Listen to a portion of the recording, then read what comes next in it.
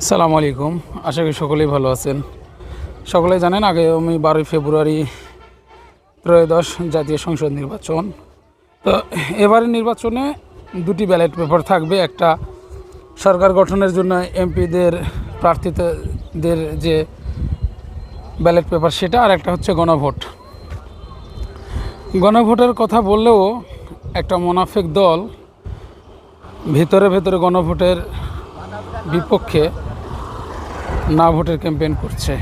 যদিও তাদের দল থেকে বলা হয়েছে হ্যাঁ ভোটের পক্ষে কথা বলার জন্য, কিন্তু এই মুনাফিকেরা গ্রামে গঞ্জে বিভিন্নভাবে ভোটারদের কাছে যায়, তাদের ভোট চাওয়ার পাশাপাশি গণভোটে না ভোট দেওয়ার কথা বলছে।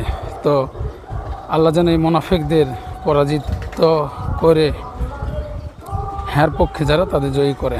সবাইকে ধন্যবাদ।